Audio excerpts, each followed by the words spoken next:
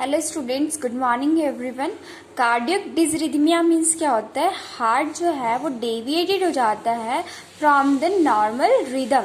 Means normal rhythm से जो है हार्ट अपना क्या हो जाता है? डेविएट हो जाता है। डेविएट होना मतलब कि जो रिदम चल रही थी वो एक नॉर्मल रिदम नहीं चलती है, इसमें क्या हो जाती है? अलग हो जाती है नॉर्मल रिदम से।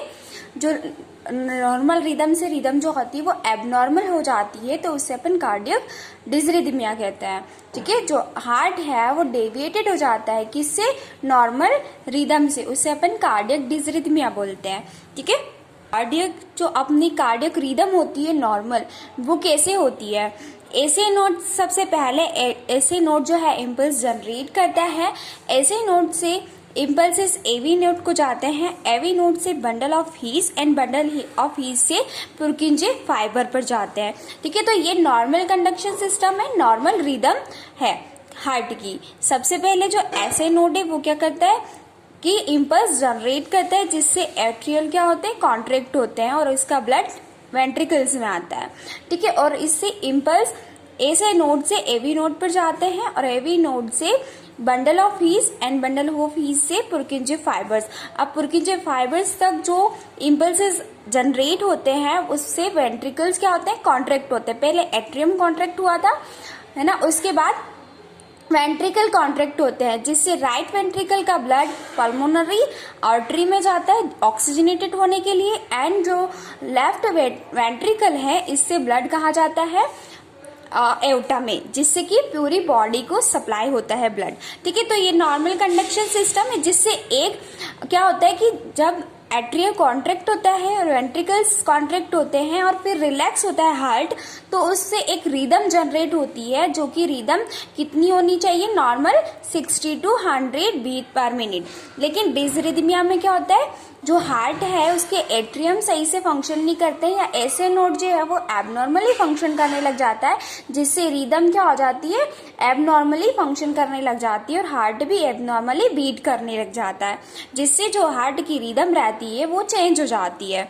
ठीक है, नॉर्मल क्राइटेरिया क्या होता है हार्ट रेट का? इसमें क्या होता है? 60 to 100 बीट पर मिनट जो है हार्ट रेट होनी चाहिए, नॉर्मल क्राइटेरिया है ना। और ऐसे जो नॉड है अपना वो नॉर्मली फंक्शन करना चाहिए, एबनॉर्मली नहीं। जैसे कि ऐसे नोड से ही इम्पल्स जनरेट होते थे, ऐसे नोड से ही होना चाहिए, एवी नोड से या पुरकिंजे फाइबर से नहीं होना चाहिए। ठीक है, तो इसका नॉर्मल फंक्शन होना चाहिए।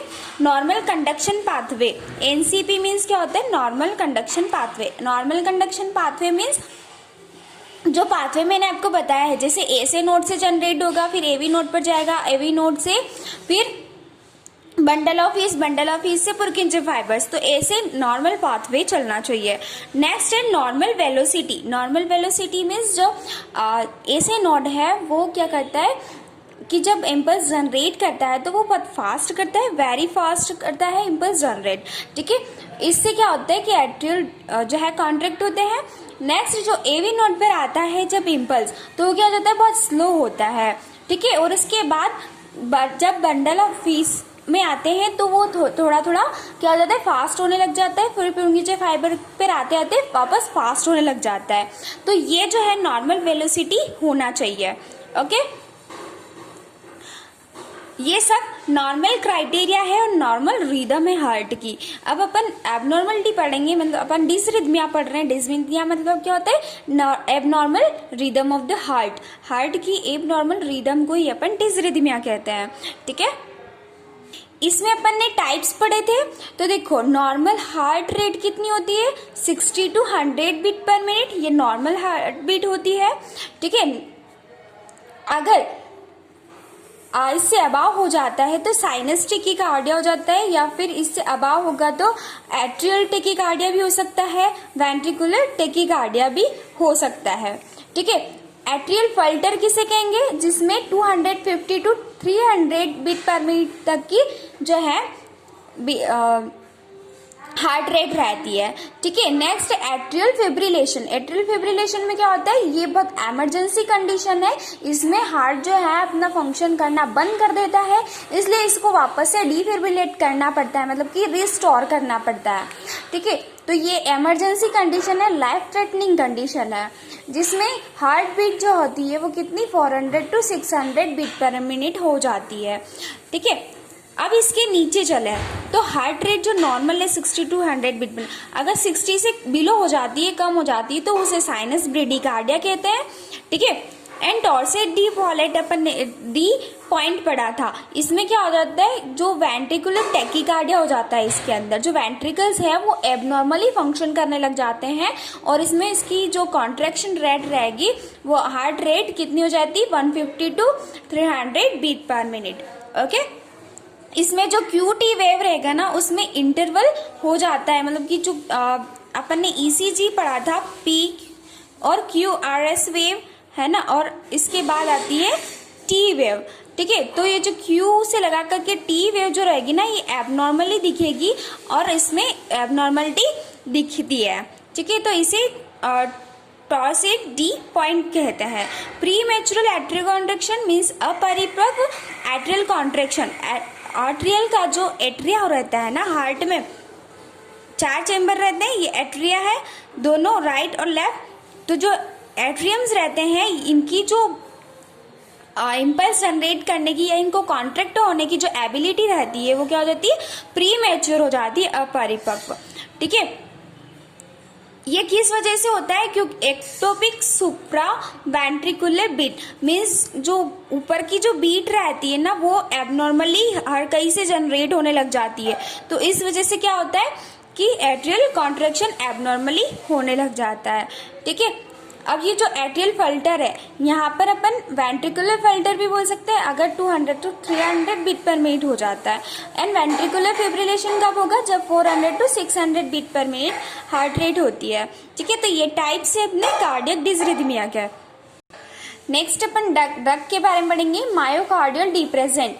जो मायोकार्डियल डिप्रेसेंट ड्रग है ये क्यों दी जाती है, डिप्रेस कार्डियक फंक्शंस, जो कि कार्डियक फंक्शन को वापस से क्या कर देती है, डिप्रेस कर देती है, जिससे हार्ट रेट जो है वो नॉर्मल हो जाती है, डिक्रीज हार्ट रेट जो रहती है वो डिक्रीज हो जाती है, एंड कार्डियक मायोकार्डियम कॉन्ट्रैक्टिलिटी जो रहती है वो वापस से डिक्रीज हो जाती है, और मायोकार्डियम लेयर जो है वो वापस से जो है नॉर्मल फंक्शन करने लग जाती है। इसमें कुछ एग्जांपल है क्यूनिडीन सल्फेट, लिग्नोकेन, फिनेटोइन। ठीक है, नेक्स्ट है बीटा ब्लॉकर्स ड्रग जो कि अपने ब्लड प्रेशर को मेंटेन करती है, प्रोपेनोलोल इसका एग्जांपल है। नेक्स्ट है कैल्शियम चैनल ब्लॉकर, इसमें वेरापामिल आती है, ये भी ब्लड प्रेशर को मेंटेन करती है। अदर ड्रग्स भी इसमें पोटेशियम क्लोराइड, डिगॉक्सिन वगैरह दी जाती है।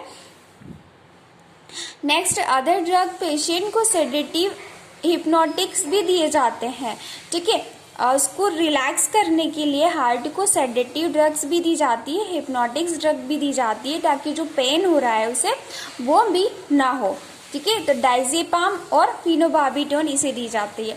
डिफिब्रिलेशन मैंने आपको बताया था, जिसमें ये इमरजेंसी और लाइफ थ्रेटनिंग कंडीशन होती है, जिसमें हार्ट बीट जो होती है 400 to 600 बीट पर मिनट हो जाती है, जिसमें हार्ट अपना फंक्शन एबनॉर्मली करने लग जाता है। तो इसमें क्या करते हैं अपन, रिस्टोर करते हैं हार्ट को।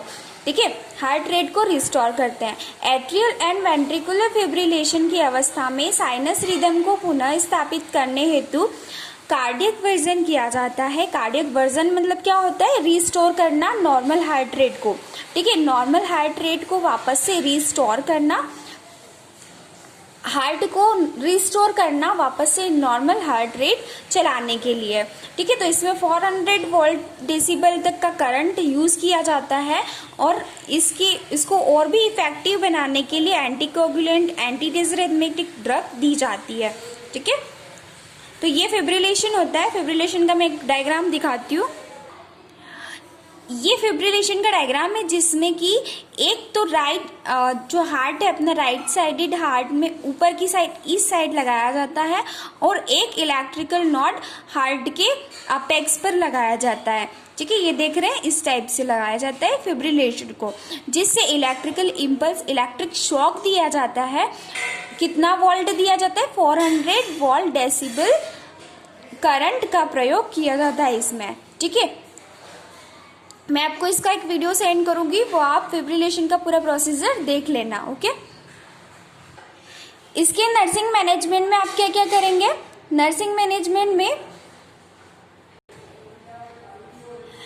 रैपिड हार्ट बीट से वेंट्रिकल की पूरी तरह कॉन्ट्रैक्शन होने का समय नहीं मिल पाता है, क्योंकि हार्ट रेट जो है वो एबनॉर्मल हो जाती है, हार्ट बीट जो है वो रैपिड हो जाती है, एबनॉर्मल हो जाती है, जिसकी वजह से हार्ट जो है पूरी तरह से कॉन्ट्रैक्ट नहीं हो पाता है और इससे कार्डियक आउटपुट भी नहीं हो पाता है। तो सबसे पहले नर्सिंग मैनेजमेंट अपन क्या करेंगे? वाइटल साइन चेक करना, हार्ट रिदम चेक करना, ठीक है। नेक्स्ट अपन करेंगे पल्स, टेम्परेचर, लंग साउंड वगैरह चेक करना है एंड एंटी एरिथमेटिक ड्रग देना है, CPR डिफिब्रिलेशन का प्रयोग करना, ऑक्सीजन थेरेपी देना। ये सब क्या होते हैं? जो कार्डियक आउटपुट में क्या लाते हैं? को इंक्रीज करते हैं। इसके लिए नर्सिंग मैनेजमेंट करेंगे अपन।